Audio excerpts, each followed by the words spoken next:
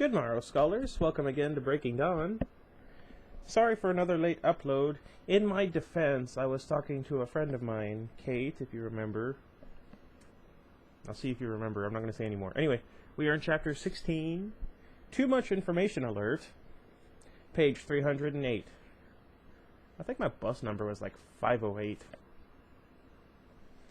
I took off early, long before sunrise was due. Yeah, not off to a good start.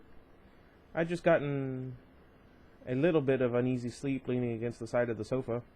Edward woke me when Bella's face was flushed, and he took my spot to cool her back down.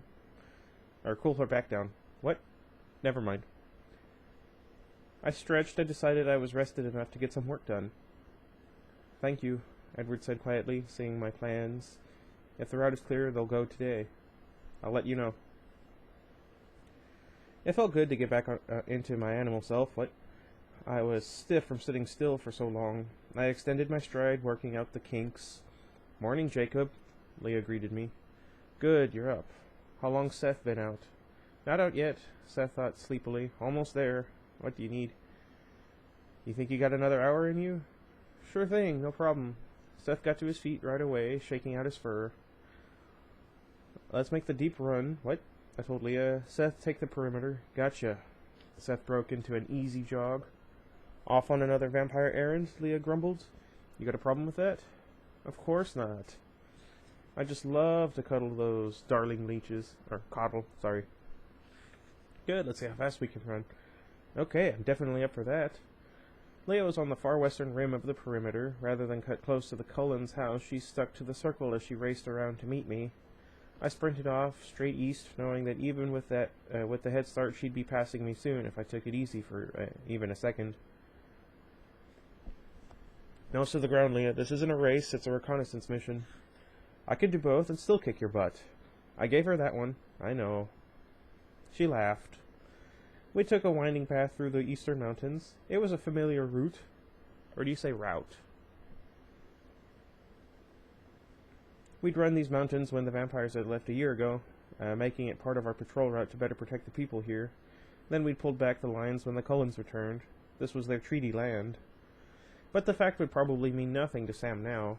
The treaty was dead. The question today was how thin he was willing to spread his force. Was he looking for stray Cullens to poach on their land or not? Had Jared spoken the truth or taken advantage of the silence between us? That's a good question. I didn't think about that, whether or not that could happen. We got deeper and deeper into the mountains without finding any trace of the pack. Fading vampire trails were everywhere, but the scents were familiar now. I was breathing them in all day long. Ew. I found a heavy, somewhat recent concentration on one particular trail, all of them coming and going here except for Edward. For some reason for gathering that must have been forgotten when Edward brought his dying pregnant wife home. What? I gritted my teeth. Whatever it was, it had nothing to do with me. Leah didn't push herself past me, though she could have now. I don't know. I'm struggling with the sentences and their structures today. I was paying more attention to each new scent than I was to the speed contest. She kept to my right side, running with me rather than racing against me. We're going pretty far out here, she commented. Yeah, if Sam was hunting strays, we should have crossed his trail by now. Makes more sense right now for him to bunker down in La Push, Leah thought. He knows we're giving the bloodsuckers 3 extra sets of eyes and legs. He's not going to be able to surprise them. This was just a precaution, really. Wouldn't want our precious parasites taking unnecessary chances. Nope, I agreed, ignoring the sarcasm. You've changed so much, Jacob. Talk about 180s. You're not exactly the same Leah I've always known and loved, either. True. Am I less annoying than Paul now? Amazingly, yes. Ah, sweet success. Congrats. We ran in silence again then. It was probably time to turn around, but neither of us wanted to. It felt nice to run like this. We'd been staring at the same small circle of a trail for too long now. It felt good to stretch our muscles and take the rugged terrain. We weren't in a huge hurry, so I thought maybe we should hunt on the way back. Leah was pretty hungry. Yum, yum, she thought sourly. It's all in your head, I told her. That's the way wolves eat. It's natural. It tastes fine. if you didn't think about it from a human perspective. Forget the pep talk, Jacob. Pep? Yeah. I'll hunt. I don't have to like it. Sure, I agreed easily. It wasn't my business if she wanted to make things harder for herself. She didn't add anything for a few minutes. I started thinking about turning back. Thank you, Leah suddenly told me in a much different tone, for letting me for letting me stay. You've been nicer than I had any right to expect, Jacob. No problem. Actually, I mean that. I don't mind having you here like I thought I would. She snorted, but it was a playful sound. What a glowing commendation. Don't let it go to your head. Okay, if you don't let this go to yours. She paused for a second. I think you made a good alpha. Not in the same way Sam does, but in your own way. You're worth following, Jacob. My mind went blank with surprise. It took me a second to recover enough to respond. Thanks. Not totally sure I'll be able to stop that one from going to my head, though. Where did that one come from? She didn't answer right away, and I followed the wordless direction of her thoughts. She was thinking about the future, about what I'd said to Jared the other morning, about how the time would be up soon, and then I'd go back to the forest, about how I'd promised that she and Seth would return to the pack when the Cullens were gone.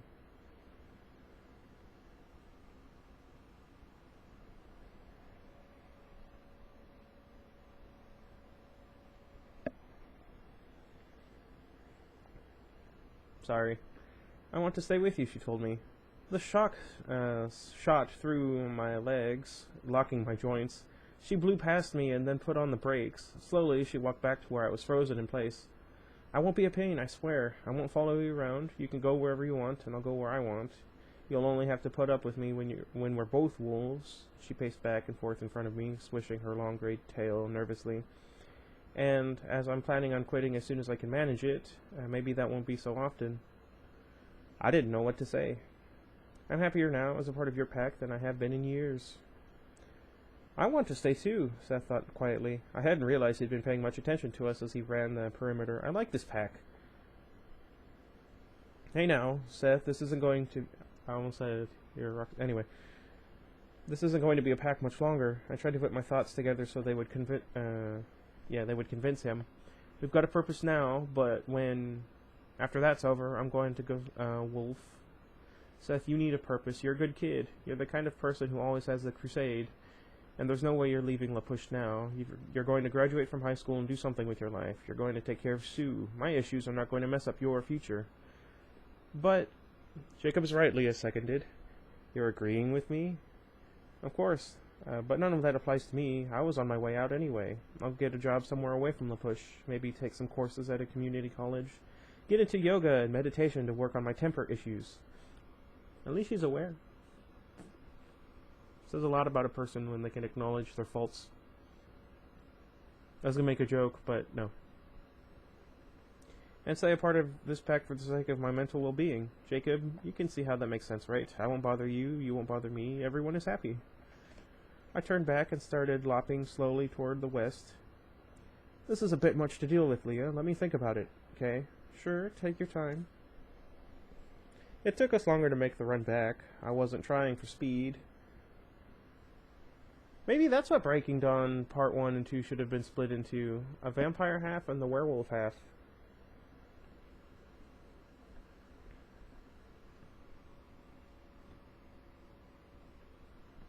Itchy. Where was I? It took us longer to make the run back. I wasn't trying for speed. Okay. I was just trying to concentrate enough that I wouldn't plow headfirst into a tree. Seth was grumbling a little bit in the back of my head, but I was able to ignore him. He knew I was right. He wasn't going to abandon his mom. He would go back to La Push and protect the tribe like he should. But I couldn't see Leah doing that, and that was just plain scary. A pack of the two of us, no matter the physical distance, I couldn't imagine the intimacy of the situation. I wondered if she'd really thought it through, or if she was just desperate to stay free. Leah didn't say anything as I chewed it over. It was like she was trying to prove how easy it would be if it was just us. I don't know why I make that face. Now I'm going to be self-conscious all day. We ran into a herd of black-tailed deer just as the sun was coming up, brightening the clouds a little bit behind us. Leah sighed internally, but didn't hesitate. Her lunge was clean and efficient, graceful even. She took down the largest one, the buck, before the startled family fully understood the danger. Why can't anyone know how to hunt?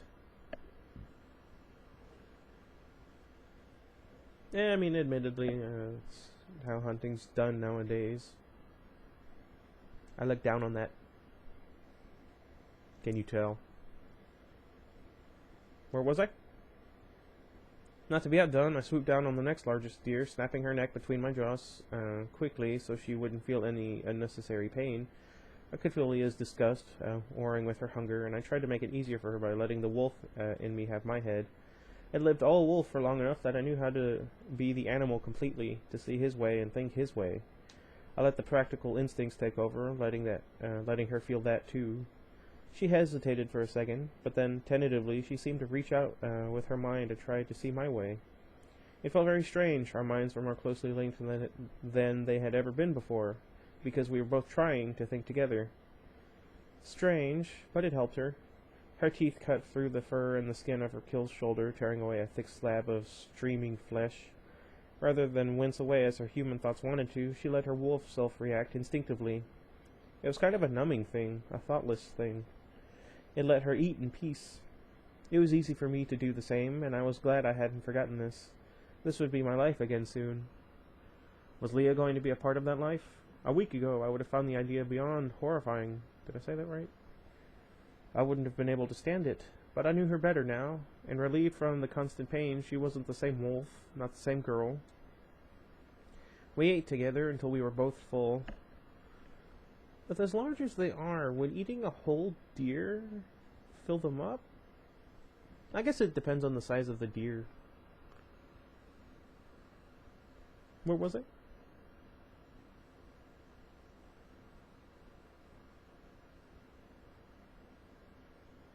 Thanks, she told me later, as she was cleaning her muzzle and paws against the wet grass. I didn't bother.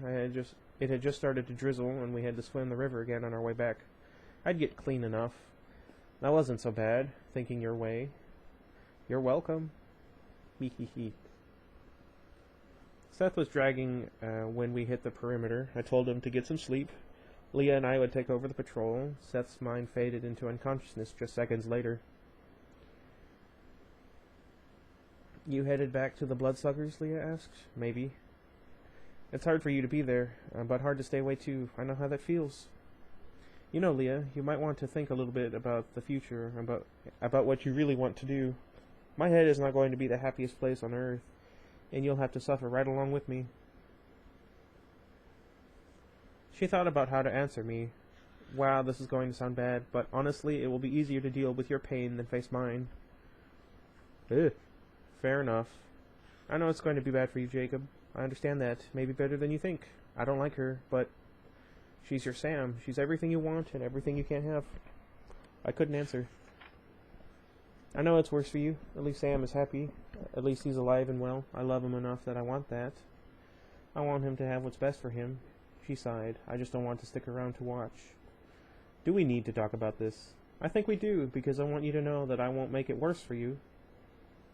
Heck, maybe I'll even help. I wasn't born a compassionless shrew. I used to be sort of nice, you know. My memory doesn't go that far back. We both laughed once. I'm sorry about this, Jacob. I'm sorry you're in pain. I'm sorry it's getting worse and not better. Thanks, Leah. This is nice.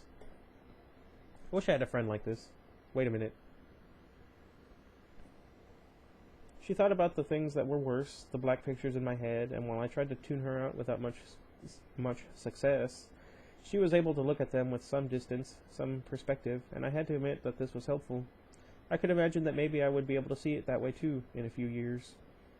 She saw the funny side of the daily irritations that came from hanging out with around vampires.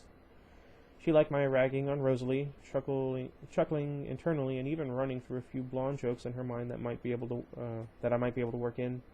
But then her thoughts turned serious, lingering on Rosalie's face in a way that confused me. You know what's crazy? She asked. Well, almost everything is crazy right now, but what do you mean? The blonde vampire you hate so much. I totally get her perspective.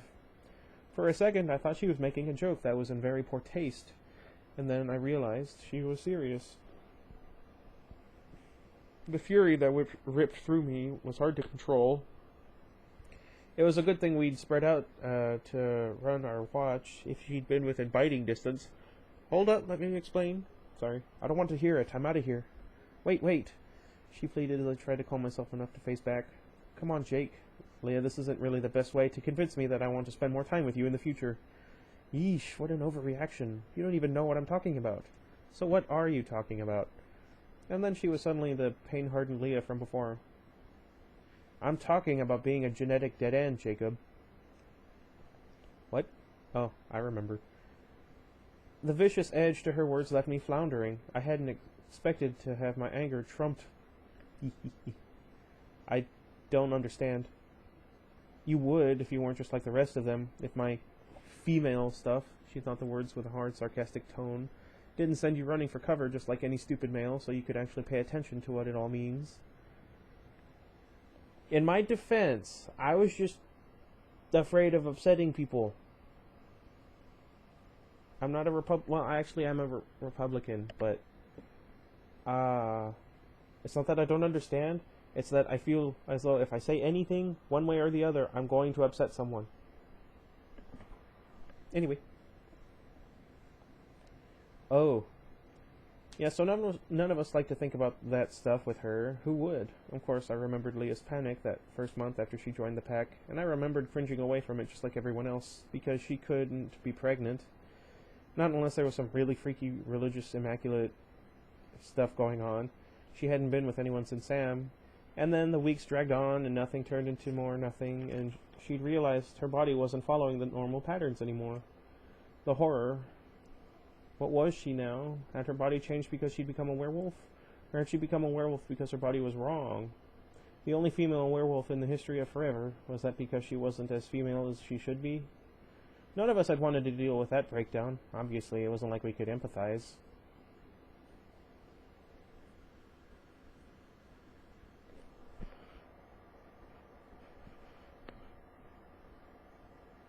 She does know that animals,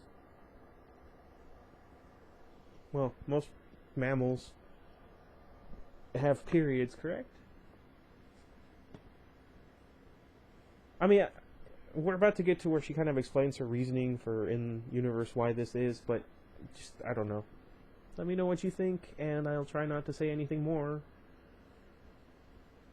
You know why Sam thinks we imprint, she thought, calmer now. Sure, to carry on the line. Right, to make a bunch of new little werewolves, survival of the species, genetic override. You're drawn to the person who gives you the best chance to pass on the wolf gene. I waited for her to tell me where she was going with this. If I was any good for that, Sam would have been drawn to me.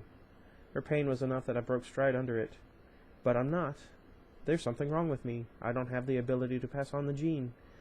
Apparently, despite my stellar bloodlines, so I become a freak. The girly wolf, good for nothing else. I'm a genetic dead end, and we both know it. We do not, I argued with her. That's just Sam's theory. Imprinting happens, but we don't know why. Billy thinks it's something else. I know. He thinks you're imprinting to make stronger wolves because you and Sam are such humongous monsters, bigger than our fathers. But either way, I'm still not a candidate. I'm menopausal. I'm 20 years old and I'm menopausal. Ugh. I so didn't want to have this conversation. You don't know that, Leah. It's probably just the wolf frozen in time thing. When you quit your wolf and start getting older again, I'm sure things will pick right back up. I might think that, except that no one's imprinting on me, notwithstanding my impressive pedigree. You know, she added thoughtfully, if you weren't around, Seth would probably have the best claim to being alpha, through his blood at least. Of course, no one would ever consider me. You really want to imprint or be imprinted on? Or whichever, I demanded. What's wrong with going out and falling in love like a normal person, Leah? Imprinting is just another way of getting your choices taken away from you. Sam, Jared, Paul, Quill, they don't seem to mind. None of them have a mind of their own. You don't want to imprint? Beep, no. That's just because you're already in love with her. That would go away, you know, if you imprinted. You wouldn't have to be hurt over her anymore. Do you want to forget the way you feel about Sam? She deliberated for a moment. I think I do. I sighed. She was in a healthier place than I was. But back to my original point, Jacob. I understand why your blonde vampire is so cold, in the figurative sense. She's focused. She's got her eyes on the prize, right? Because you always want the very most, what you can never ever have. You would act like Rosalie. You would murder someone because that's what she's doing, making sure no one interferes with Bella's death. You would do that to have a baby. Since when are you a breeder? I just want the options I don't have, Jacob. Maybe if there was nothing wrong with me, I would never give it a thought. You would kill for that? I demanded, not letting her escape my question. That's not what she's doing. I think it's more like she's living vicariously. And if Bella asked me to help her with this, she paused, considering, even though I don't think too much of her, I'd probably do the same as the bloodsucker. A loud snarl ripped through my teeth. Because if it was turned around, I'd want Bella to do that for me, and so would Rosalie. We'd both do it her way. What? Ugh, you're as bad as they are. That's the funny thing about knowing you can't have something. It makes you desperate. And that's my limit, right there. This conversation is over. Fine. It wasn't enough that she'd agreed to stop. I wanted a stronger termination than that. I was only about a mile from where I'd left my clothes, so I phased back to human and walked. I didn't think about our conversation, not because there wasn't anything to think about, but because I couldn't stand it. I would not see it that way, but it was harder to keep from doing that when Leah had put the thoughts and emotions straight into my head. Yeah, I wasn't running with her when this was finished. She could go be miserable in La Push. One little alpha command before I left for good wasn't going to kill anybody. It was real early when I got to the house. Bella was probably still asleep. I figured I'd poke my head in, see what was going on, give him the green light to go hunting, and then find a patch of soft grass to sleep on while human. I wasn't phasing back until Leah was asleep. But there was a lot of low mumbling going on inside the house, so maybe Bella wasn't sleeping. And then I heard the machinery sound from upstairs again. The X-ray? Great. It looked like day 4 on the countdown was starting off with a bang. Wait, what? Alice opened the door for me before I could walk in. She nodded. Hey, Wolf. I didn't use her voice. Hey, Shorty, what's going on upstairs? The big room was empty. All the murmurs, dang it, were on the second floor. She shrugged her pointy little shoulders. Maybe another break? She tried to say the words casually, but I could see the flames on the very back of her eyes. Edward and I weren't the only ones who were burning over this. Alice loved Bella. Another rib? I asked hoarsely. No, a pelvis this time. Funny how it kept hitting me, like each new thing was a surprise. When was I going to stop being surprised? Each new disaster seemed kind of obvious in hindsight. Alice was staring at my hands, watching them tremble. Then we were listening to Rosalie's voice upstairs. What? See, I told you I didn't hear a crack. You need your ears checked, Edward. There was no answer. Alice made a face. Edward's going to end up ripping Rosalie into small pieces, I think. I'm surprised she doesn't see that. Or maybe she thinks Emmett will be able to stop him. I'll take Emmett, I offered. You can help Edward with the ripping part. Alice half smiled. The procession came down the stairs then. Edward had Bella this time. She was gripping her cup of blood in both hands, and her face was white. I could see that, though he compensated for every tiny movement of his body to keep from jostling her. She was hurting. Jake, she whispered, and she smiled through the pain. I stared at her, saying nothing. Edward placed Bella carefully on her couch. Okay, and sat on the floor beside her head. What? Oh, okay. I wondered briefly why they didn't leave her upstairs, and then decided at once that it must be Bella's idea. She'd want to act like things were normal, avoid the hospital setup, and he was humoring her, naturally. Iggy, all morning you've been fine, and now you're wanting to flip out. He's so silly. Ow, my back. I need to get a special chair for this. Anyway, where was I? Carlyle came down slowly, the last one. His face creased with worry. It made him look old enough to be a doctor for once. Carlyle, I said, we went halfway to Seattle. There's no sign of the pack. You're good to go. Thank you, Jacob. This is good timing. There's much that we need. His black eyes flickered to the cup that Bella was holding so tight. Honestly, I think you're safe to take more than 3. I'm pretty positive Seth Sam is concentrating on the push. Carlyle nodded in agreement. It surprised me how willingly he took my advice. If you think so, Alice, Esme, Jasper, and I will go. Then Alice can take Emmett and Rose. Not a chance, Rosalie hissed. Emmett can go with you now. You should hunt, Carlyle said in a gentle voice. His tone didn't soften hers. I'll hunt when he does, she growled, jerking her head toward Edward and then flipping her hair back. Nice. Carlyle sighed. Jasper and Emmett were down the stairs in a flash, and Alice joined them by the glass back door in the same second. Esme flitted to Alice's side. Carlyle put his hand on my arm. The icy touch did not feel good, but I didn't jerk away. I held still, half in surprise, and half because I didn't want to hurt his feelings. Thank you, he said again, and then he darted out the door with the other four. My eyes followed them as they flew across the lawn and then disappeared before I took another breath. Their needs must have been more urgent than I'd imagined. There was no sound for a minute. I could feel someone glaring at me, and I knew who it would be. I'd been planning to take off and get some Z's, but the chance to ruin Rosalie's morning seemed too good to pass up. Let's see, where was I? So I sauntered over to the armchair next to the one Rosalie had and settled in, sprawling out so that my head was tilted toward Bella and my left foot was near Rosalie's face. Ew, someone put the dog out, she murmured, wrinkling her nose. Have you heard this one, Psycho? How do a blonde's brain cells die? She didn't say anything. Well, I asked, do you know the punchline or not? She looked pointedly at the TV and ignored me. Has she heard it? I asked Edward. There was no humor in his tense face. He didn't move his eyes from Bella, but he said no. Awesome, so you'll enjoy this, bloodsucker. A blonde's brain cells die alone. Rosalie still didn't look at me. I have killed 100 times more often than you have, you disgusting beast. Don't forget that. Someday, beauty queen, you're going to get tired of just threatening me, and I'm really looking forward to that. Enough, Jacob, Bella said. I looked down, and she was scowling at me. It looked like yesterday's good mood was long gone. Well, I didn't want to bug her. You want me to take off? I offered. Before I could hope, or fear, that she'd finally gotten tired of me, she blinked, and her frown disappeared. She seemed totally shocked that I would come to that conclusion. No, of course not. I sighed, and I heard Edward sigh very quietly, too. I knew he wished she'd get over me, too. Too bad he'd never ask her to do anything that might make her unhappy. You look tired, Bella commented. Dead beat, I admitted. I'd like to beat you dead, Rosalie muttered, too low for Bella to hear. I just slumped deeper into the chair, getting comfortable. My bare foot dangled closer to Rosalie, and she stiffened. After a few minutes, Bella asked Rosalie for a refill. I felt the wind as Rosalie blew upstairs to get her some more blood. It was really quiet. Might as well take a nap, I figured.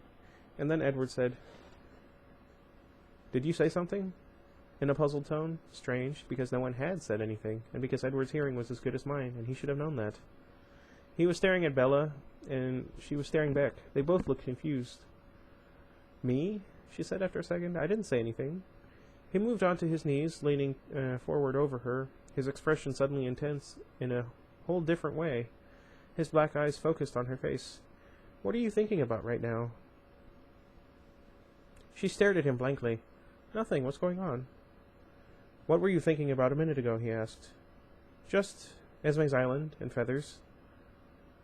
Sounded like total gibberish to me. And then she blushed, and I figured I was better off. Oh!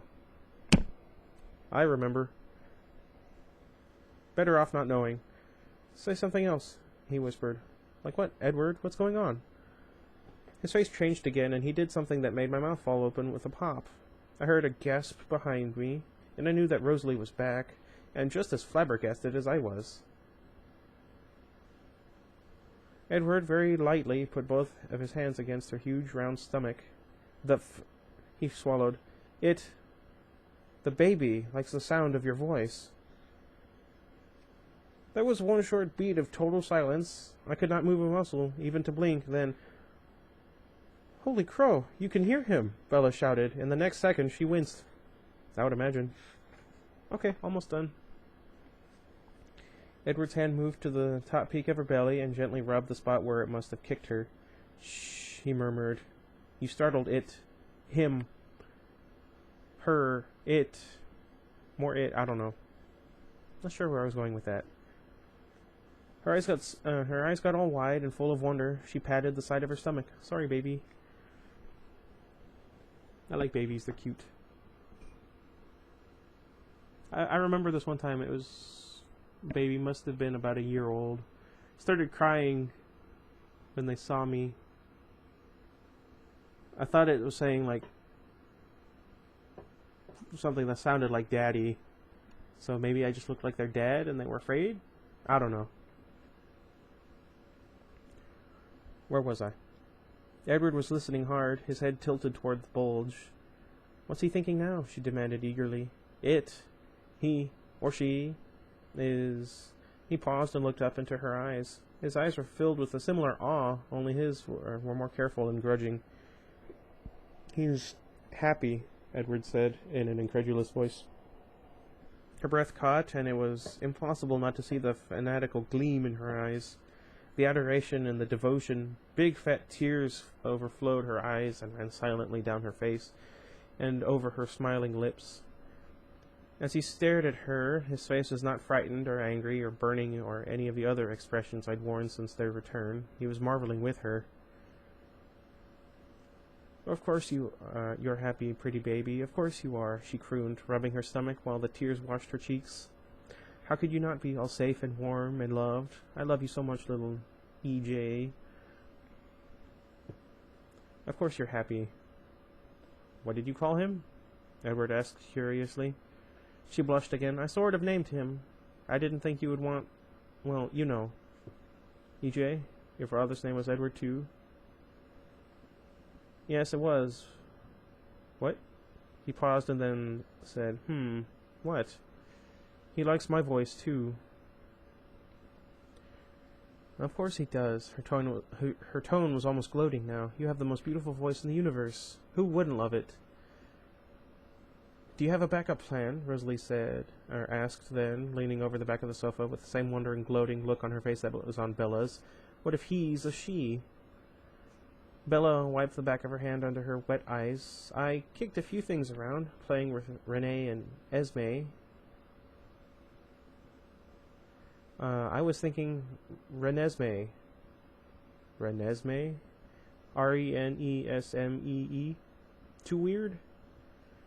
No, I like it, Rosalie assured her. Their heads were close together, gold and mahogany. It's beautiful, and one of a kind, so that fits. That's not one of a kind anymore.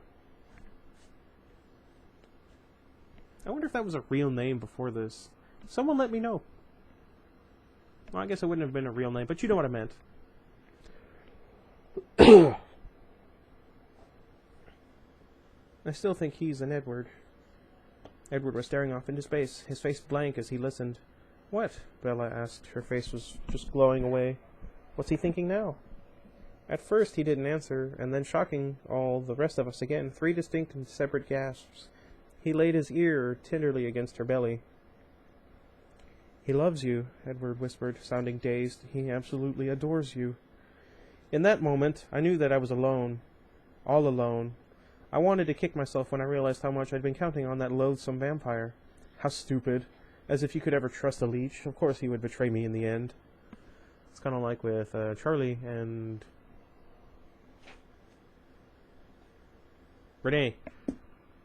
I just read her name. How could I... Darn it, Paige.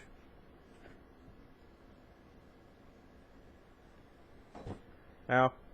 I'd counted on him to be on my side. I counted on him to suffer more than I suffered. And most of all, I'd counted on him to hate that revolting thing killing Bella more than I hated it. I trusted him with that.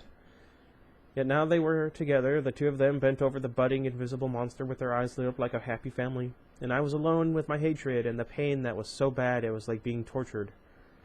I know what it's like to feel that. Like being dragged slowly across a bed of razor blades. That sounds painful. Pain so bad you'd take death with a smile just to get away from it. The heat unlocked my frozen muscles and I was on my feet. All 3 of their heads snapped up and I watched my pain ripple across Edward's face as he trespassed into my head again. He choked. I didn't know where I was going or what I was doing. I stood there, trembling, ready to bolt for the very first escape that I could think of. Moving like the strike of a snake, Edward darted to a small end table and ripped something from the drawer there. He tossed it at me, and I caught the object reflexively.